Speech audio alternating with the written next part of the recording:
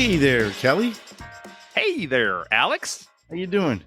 I'm doing great. That was a very Midwestern kind of thing. You Was it? Was did it? the hey Well, there. I'm happy to see you today. I know we see each other every Thursday morning at 7 a.m., but particularly happy to see you today. Yeah. Well, it's always Thursday in Dirt Nap City, right? That's right. Do you want to do a dead end? Oh, I love dead ends. I love the stories about interesting dead people, but I also love dead ends. We talk about a lot of obsolete things that used to be a thing, and now they're not so much a thing. And I got a good one today. Some of them are very heartwarming and nostalgic, and some of them were just like, whoa, why did we ever even do that? Right? Yeah, I got one that's more recent and nostalgic. Oh, okay. Something new tech, or old tech, I guess you could say. New tech that bit the dust quickly. 21st century tech that no longer exists. Oh, okay. Is it Twitter? No, it's. I want to talk about iPods. Oh, I've thought about that one before, and gosh, that was such a big deal when they came out, and now they don't really exist because everybody has it all on their phone.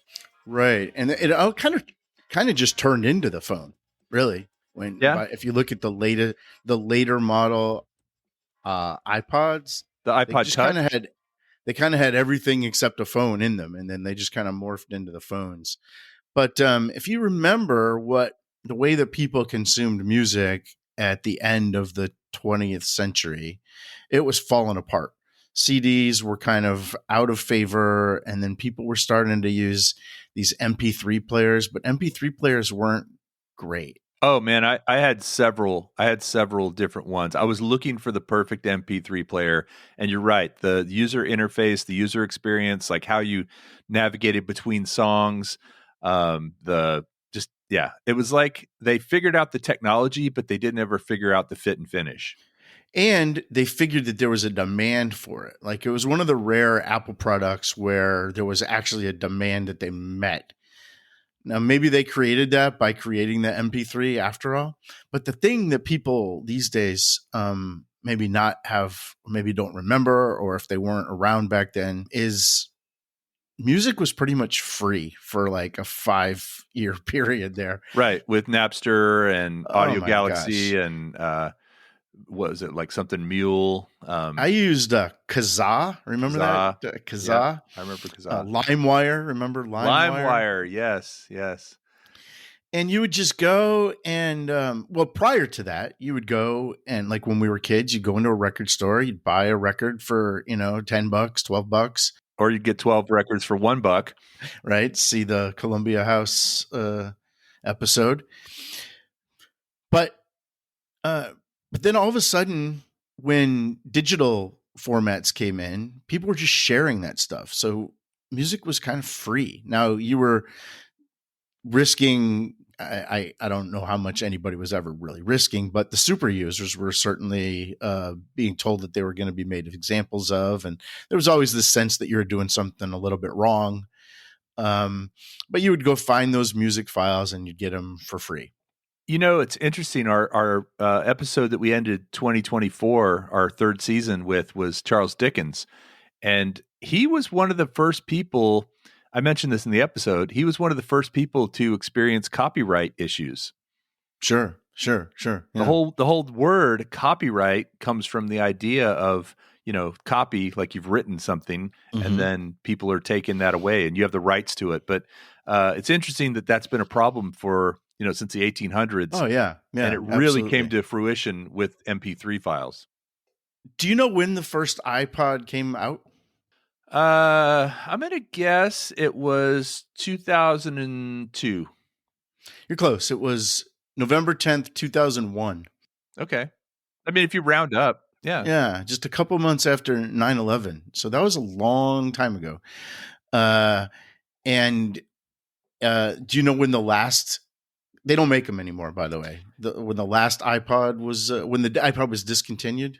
I'll just take a wild guess and say 2018. A lot later than that, 2022. Really? We were actually doing Dirt Nap City when the iPod, you could still go out and buy an iPod. You could download it and listen to it on your iPod, which would have been really cool. That's right. which is where the word podcast comes from, which we'll get into in a minute. But, you know, prior to that, MP3 players were either big and clunky or kind of small and useless, right? They either were really, they contained a lot of music, but they weren't really portable, or they were portable, but you could only put a few songs on it. And like you mentioned, just the interface and trying to get them off your computer was just kind of a mess. I want to say the first MP3 player I had was like it was some place, some Chinese or Japanese thing. It wasn't a brand name I had heard of, but I think it had 64 megabytes in it. And a typical MP3 file was like, I don't know, 3 megabytes. So it would hold about, what would that be? 21 songs or so. Which is like double what a CD would hold. So you probably thought you were getting something great, right? Well, what I liked about it was I did have a mini disc player, like a portable Yeah. mini disc player, if you remember those, and Yeah. I had a Discman, but those would skip if you tried to run with them or you Yeah. tried to do anything, ride a bike with them, they would skip. Yeah. And I liked that the MP3 player was solid state, even with its 64 megabytes, not 64 gigs, 64 Right. megabytes of memory. Yeah. And we've gone over some of this when we talked about the Walkman on a Yeah, previous episode. So there was this guy named Tony Fadell. Have you ever heard that name? Tony, no, Well, he's the father of the iPod. He worked in tech, and he's actually like our age. really. Yeah, he's like 55 years old. And he was recruited by Steve Jobs to invent his charge was to invent a better MP3 player and build a music store to go with it. So to when I first heard that they were coming out with these things, I thought, well, how are they going to convince people to pay for music when everybody's getting it for free? And I think that was, to me, that was the biggest triumph. I mean, the design was cool and the portability was cool and the memory was cool, but just having the iTunes store and convincing people to pay for music when they weren't paying for the last 5 to 10 years was pretty revolutionary, in my opinion.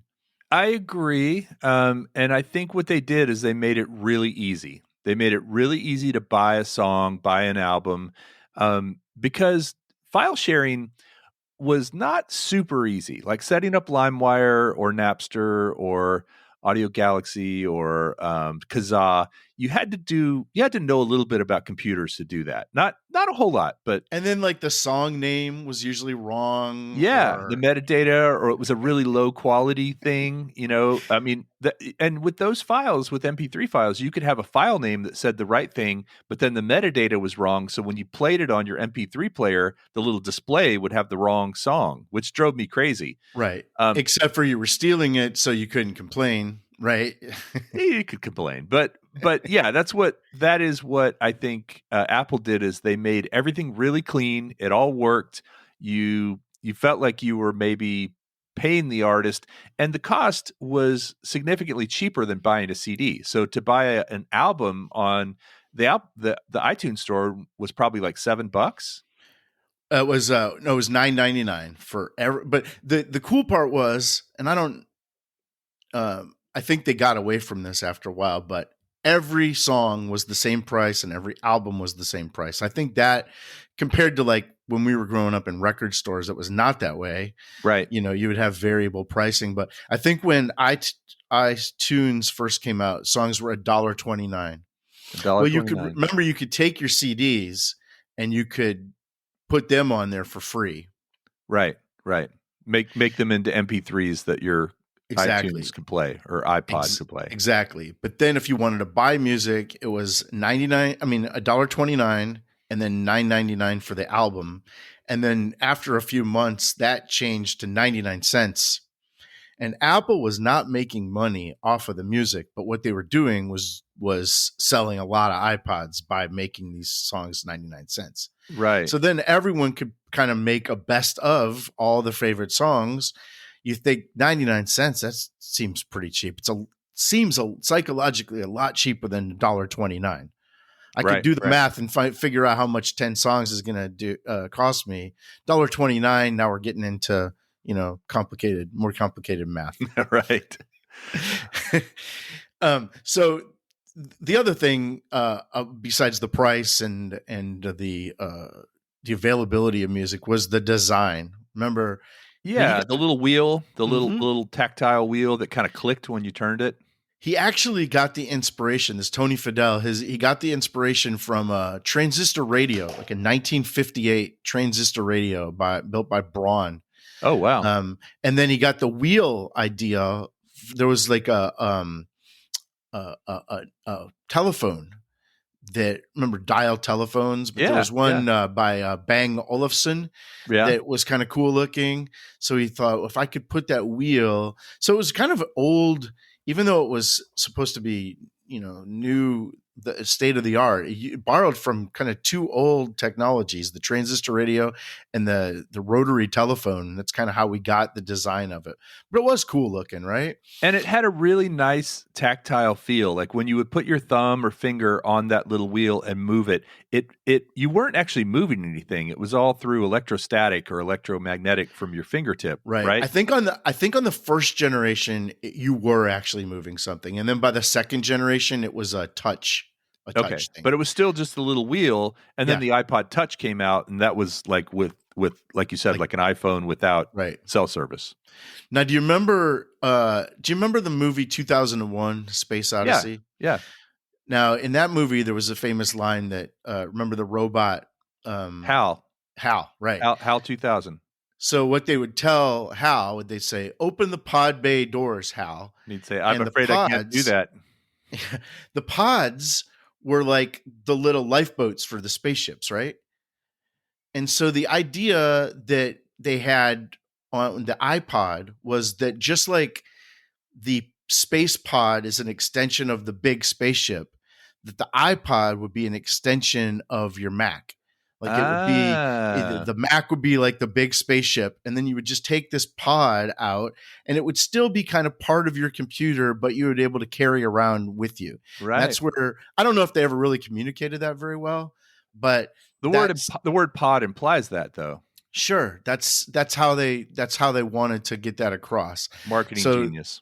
yeah, yeah, seriously. Now the name was already taken. There was a New Jersey company that had built internet kiosks, like you could, like a internet cafe kind of thing where you could go, Right. but they discontinued that by 2001, so nobody was really You had to using drop a it. quarter in the side of it every 15 minutes to keep using the Something like internet. that, yeah. And then there was office furniture in 1991 called iPods that were like little modular couches. Ah, okay. But then they got around that trademark, and they were able to use it.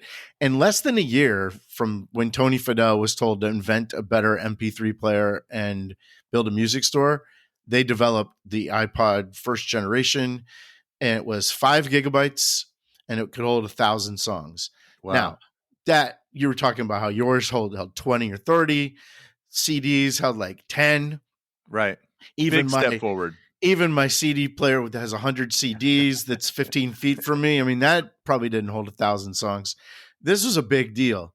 1,000 songs. I remember the first time I told my father about the iPod. He's like, I don't even know 1,000 songs. Right, right. He probably Yeah. did. He probably did. It's amazing how many songs that we actually know, but 1,000 songs, you think like, oh, that's going to take me a long time Yeah. to put on there. By the third generation, it was 40 gigs. Yep. Yep. It's 8 times bigger than the first generation, and that's when they started coming out with like the dot connector. So then it made it a lot easier to connect to your computer. Now in 2001, they had the iPod Photo that had supported like JPEG files, and it had Little 4 color games on screen. it. You could hook it up to your TV and show slideshows and stuff. That was Yeah. 2004. So technology was increasing very fast. By 2005, they had the video iPod that had 80 gigs. Wow. That's 4 years from the 5 gigs with 5 gigs, 1,000 songs to 80 gigs with more than 10 TV times. shows. Almost 20 times as much.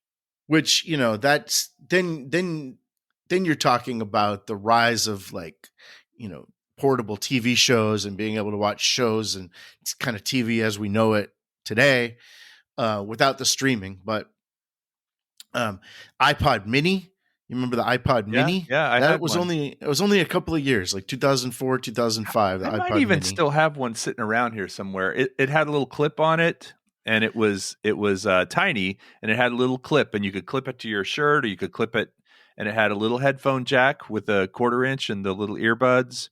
Yeah, Now there was an even smaller one than that.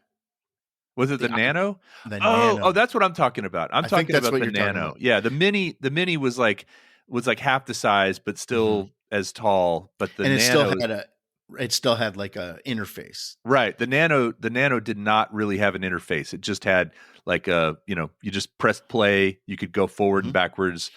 And also remember it was kind of a weird way that you charged it because it didn't have a replaceable battery, so you had to use some proprietary charging cable. Yeah, Apple's good at that. Yeah. uh, and the iPod Shuffle came Yep. out, which was Yep. also small. You could exercise with that, and that just literally just had like a play button, and then the next song came on. You didn't know, you couldn't Maybe tell it I'm what thinking of the song. shuffle. I mean, it was like the size of a quarter, basically. Yeah, A little yeah, big. Yeah. Okay. Maybe that's the one I'm thinking of. and it just randomly played all the songs in your thing, and that lasted a while. That was from 2005 to 2017. And you remember Over it led to that big dance craze, the doing the iPod shuffle. there's That's not a real thing. Like, It was yeah. in your house. Sounds like a real thing, though, doesn't it? It does. iPod Touch came out in 2007, and that was kind of the very early stages of the iPhone. That was out Well, until the 2019. iPhone came out in 2007. So, Okay, so maybe they came out in tandem.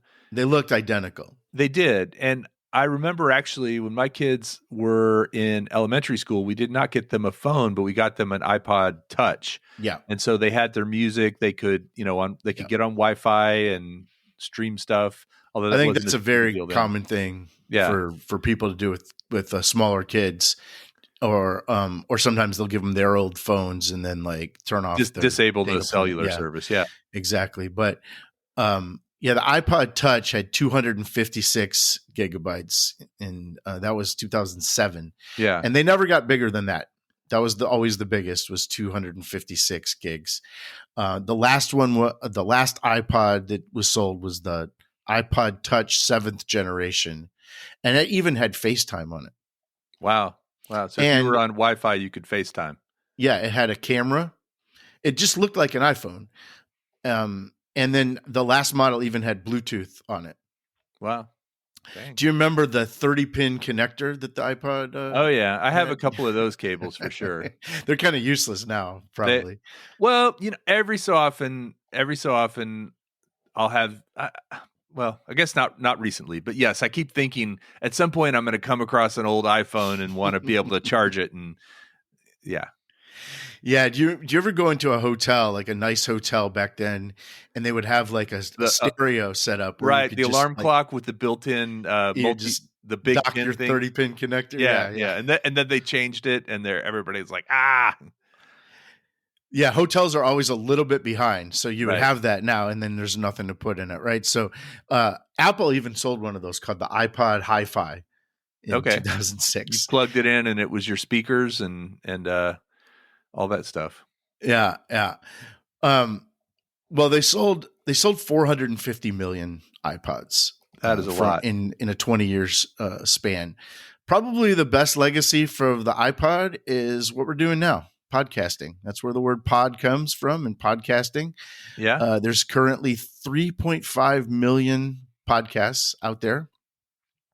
The term podcasting was coined in 2004 by Adam Curry, former MTV Yeah. VJ, Yeah, I who remember was that. he's kind of known as the Podfather, one of the earliest guy. I think he actually coined that term, podcasting, but the idea that you could listen to more than just music with these things. But it's really cool to me how it kind of then just kind of generally morphed into the phones that we have now, and then eventually there was no need for a music player anymore because we have that all on our phones. So the kind of technology I always like is those bridge technologies that only last 10 to 20 years, It but are gets you really from point A to important. point B. Yeah. And I think the iPod will always live on as kind of that seminal bridge connector between, CDs and crappy MP3 players, and then the iPhone or just Yeah. smartphones that we know now. So Yeah. thanks for taking a walk down memory lane with me about iPods. Yeah, man. Pod on.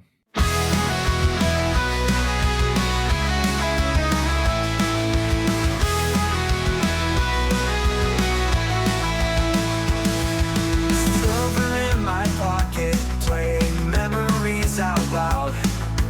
Tiny jukebox magic lifting me above the crowd. No calls, no texts, just melodies I found. iPod in my hands, I'm lost and I'm proud. Pod on, let the music play. Remember all the songs that took us far away. Pod on, under skies of gray, grooving to the beats, be safe for any day.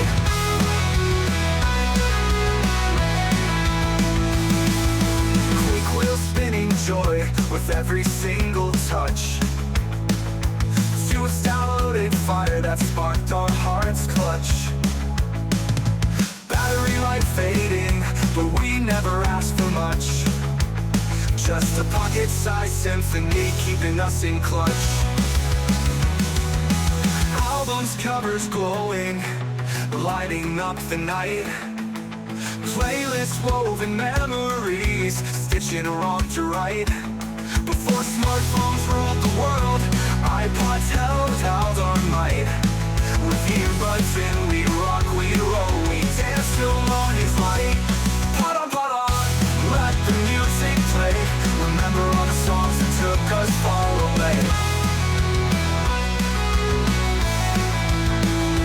Pod on, under skies of gray, grooving to the beats, we safe for any day.